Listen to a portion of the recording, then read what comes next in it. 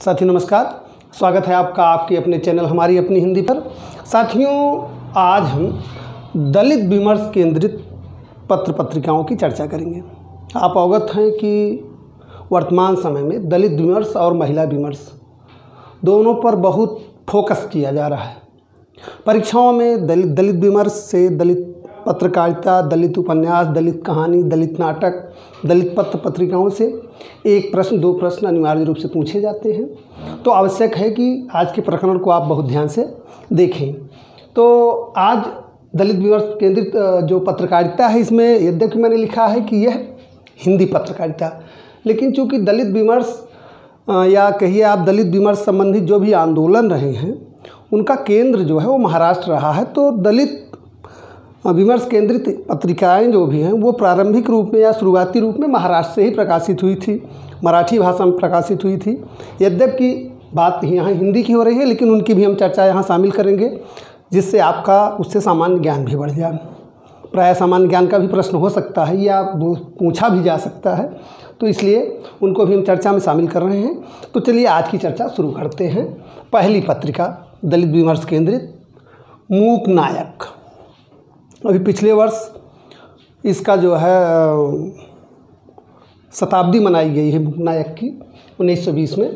साथियों, मूक नायक जो है दलित विमर्श केंद्रित पहली हिंदी पत्रिका थी। ये 1920 ईस्वी में डॉक्टर भीमराव अंबेडकर ने इसका प्रकाशन किया था। ध्यान दीजिए, मूक नायक बहुत महत्वपूर्ण है, इसकी चर्चा रहती है। 1920 ईस्वी में डॉक्टर भीमराव अंबेडकर के संपादन में यह पाक्षिक पत्रिका के रूप में निकली थी महाराष्ट्र से, और यह है मराठी भाषा में थी। अगली पत्रिका साथियों दलित विमर्श केंद्रित बहिष्कृत भारत। यह भी मराठी भाषा की पत्रिका थी। यह भी डॉक्टर अंबेडकर के संपादन में निकली थी 1927 ईस्वी में। ठीक है, अगली पत्रिका देखते हैं। यह भी डॉक्टर अंबेडकर के ही संपादन में प्रकाशित हुई थी 1928 ईस्वी में, समता 1928 ईस्वी में डॉक्टर अंबेडकर ने इसको निकाला था। यह भी मराठी की पत्रिका थी।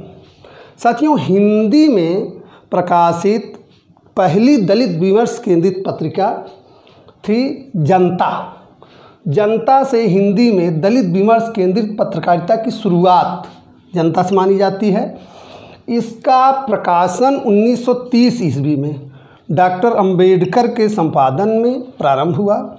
यहाँ ध्यान देने वाली आती है कि 1956 ईस्वी से यह पत्रिका प्रबुद्ध भारत नाम से प्रकाशित होने लगी थी। ठीक है, चलिए अगली पत्रिका देखते हैं। दलित मित्र साथियों 1937 ईस्वी में रघुनंदन प्रसाद के संपादन में बिहार से प्रकाशित हुई थी। अगली पत्रिका देखते हैं नवजीवन। 1937 ईस्वी में चंद्रिका प्रसाद के संपादन में लखनऊ से नवजीवन पत्रिका का प्रकाशन हुआ था। अगला देखते हैं अस्मिता दर्श साथियों, यह भी मराठी पत्रिका थी। 1961 ईस्वी में गंगाधर पान तावड़े के संपादन में मुंबई से निकली। ठीक है, अगली पत्रिका देखते हैं पैंथर साथियों 1975 ईस्वी में नामदेव ढक्साल और जेपी पवार के संपादन में यह भी मुंबई से प्रकाशित हुई थी। आक्रोश साथियों 1978 ईस्वी में पैंथर संगठन द्वारा फर्रुखाबाद से प्रकाशित हुई थी। ठीक है, अब यहाँ देखिए बहुत महत्वपूर्ण, इसको बहुत ध्यान से देख लीजिए, चूँकि बहुत चर्चित नाम है ओम प्रकाश वाल्मीकि का। दलित साहित्य का बहुत चर्चित नाम ओम प्रकाश वाल्मीकि जी द्वारा उनके संपादन में 1995 ईस्वी में यह फर्रुखाबाद से प्रकाशित पत्रिका प्रज्ञा साहित्य बहुत महत्वपूर्ण है, इसको ध्यान से देख लीजिए। प्रज्ञा साहित्य प्रकाशन वर्ष 1995, संपादन ओम प्रकाश वाल्मीकि। कहाँ से प्रकाशित होती थी? फर्रुखाबाद से। ठीक है, यह पेज आपने देख लिया। अब आइए अगला पेज देखते हैं। साथियों, प्रज्ञा साहित्य के बारे में एक महत्वपूर्ण बात और है कि यह त्रैमासिक पत्रिका है, इसको भी ध्यान से जान लीजिए। यह पेज आपके लिए बहुत महत्वपूर्ण है, क्योंकि ये समकालीन दलित साहित्य से जुड़ी हुई पत्रिकाएं हैं। और इसमें जो भी इसके संपादक हैं वे दलित साहित्य के बड़े नाम हैं, इसलिए इस पेज को बहुत ध्यान से देख लीजिए। यहाँ देखिए इस पेज की पहली पत्रिका पश्यंती। पश्यंती का प्रकाशन 1997 ईस्वी में जयप्रकाश कर्दम के संपादन में दिल्ली से शुरू हुआ। ध्यान से देखिए पुनः इसको, पश्यंती का प्रकाशन वर्ष 1997 ईस्वी, इसके संपादक जयप्रकाश कर्दम, और इसका प्रकाशन कहाँ से हुआ? दिल्ली से हुआ। अगली पत्रिका देखते हैं, ये पत्र है राष्ट्रीय सहारा। ये 1997 ईस्वी में नोएडा से साप्ताहिक प्रकाशित होना प्रारंभ हुआ और इसके संपादक विभांशु दिव्या। ठीक है साथियों, अगली पत्रिका देखते हैं, बहुत महत्वपूर्ण। 1998 ईस्वी में कल के लिए, अगली पत्रिका है कल के लिए, इसका प्रकाशन 1998 ईस्वी में शुरू हुआ बहराइच से त्रैमासिक के रूप में। कल के लिए इसका प्रकाशन 1998 ईस्वी में बहराइच से त्रैमासिक, इसके संपादक जय नारायण हैं। ठीक है साथियों, अगली पत्रिका देखते हैं अंबेडकर इन इंडिया। यह 1999 ईस्वी में इसका प्रकाशन मासिक पत्रिका के रूप में कुशीनगर से शुरू हुआ और इसके संपादक हैं दयानाथ निगम। ठीक है, अगली पत्रिका देखते हैं तीसरा पक्ष 2000 ईस्वी में जबलपुर से यह भी त्रैमासिक प्रकाशित होती थी। तीसरा पक्ष क्या है? ये 2000 ईस्वी में जबलपुर से त्रैमासिक प्रकाशित होना प्रारंभ हुई और इसके संपादक हैं देवेश चौधरी। ठीक है साथियों, अगली पत्रिका देखते हैं अपेक्षा 2000 ईस्वी में तेज सिंह के संपादन में दिल्ली से प्रकाशित हुई। अगली पत्रिका सम्यक भारत 2004 ईस्वी में दिल्ली से मासिक पत्रिका के रूप में, सम्यक भारत 2004 ईस्वी में दिल्ली से मासिक पत्रिका के रूप में प्रकाशित होना शुरू हुई और संपादक मंजू मौर्य, इसके संपादक मंजू मौर्य हैं। अगली पत्रिका देखते हैं बयान का प्रकाशन 2006 ईस्वी में मासिक पत्रिका के रूप में नई दिल्ली से शुरू हुआ। बयान का प्रकाशन 2006 ईस्वी में मासिक पत्रिका के रूप में नई दिल्ली से शुरू हुआ और इसके संपादक हैं मोहनदास नैमिषराय। दलित साहित्य का बहुत बड़ा नाम मोहनदास नैमिषराय, इसलिए यह महत्वपूर्ण हो जाती है, इसको बहुत ध्यान से देख लीजिए। बयान।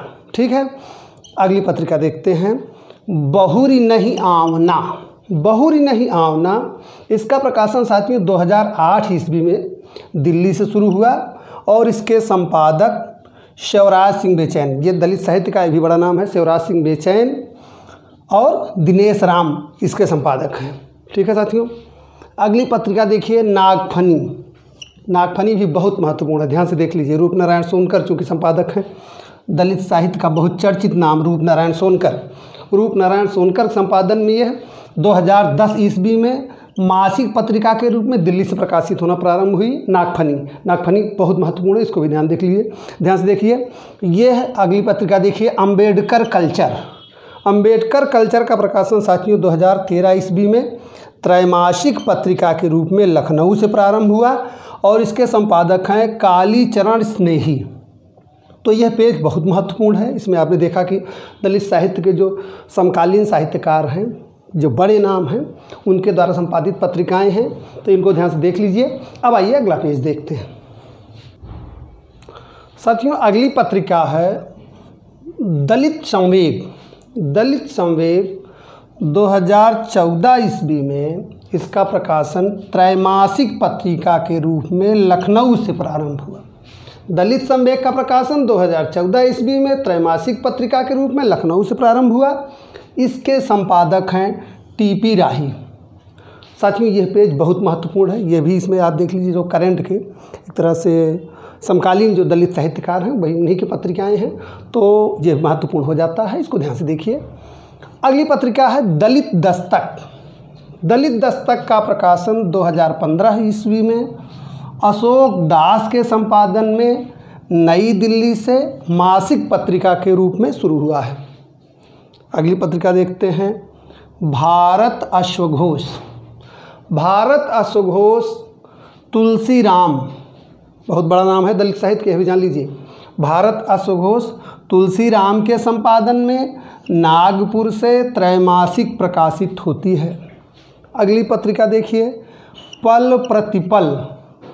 पल प्रतिपल पंचकुला से देश निर्मोही के संपादन में त्रैमासिक प्रकाशित होती है। अगली पत्रिका बहुत महत्वपूर्ण, यह परीक्षा में पूछी जा चुकी है, इसलिए इसको ध्यान से देख लीजिए। युद्धरत आम आदमी।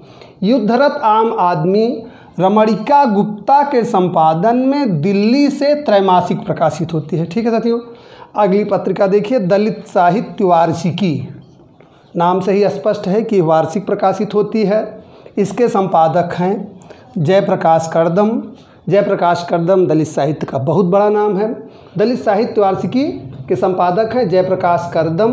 इनके संपादन में यह दिल्ली से वार्षिक निकलती है। ठीक है। अगली पत्रिका देखते हैं, दलित अस्मिता। दलित अस्मिता साथियों विमल थोराट के संपादन में दिल्ली से त्रैमासिक निकलती है। तो यहाँ हमने दलित विमर्श केंद्रित पत्रकारिता को, पत्र पत्रिकाओं को देख लिया। यहाँ एक जो महत्वपूर्ण तथ्य है दलित विमर्श पत्रकारिता के संबंध में कि शुरुआत इसकी किससे मानी जाती है। दलित विमर्श केंद्रित या दलित विमर्श की पत्रिकाओं का प्रकाशन शुरू होता है 1 जनवरी 1800। यह तथ्य बहुत ध्यान से देख लीजिए, बहुत महत्वपूर्ण है। 1 जनवरी 1899 को ज्योतिबा राव फुले, 1 जनवरी 1899 को ज्योतिबा राव फुले के संपादन में दीनबंधु पत्रिका का प्रकाशन मराठी भाषा में हुआ था।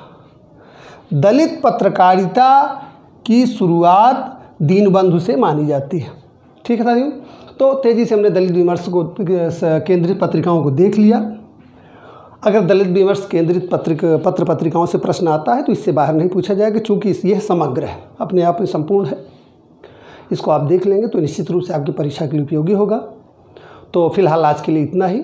अब मिलते हैं अगले वीडियो में एक नए प्रकरण के साथ। तब तक के लिए धन्यवाद। नमस्कार।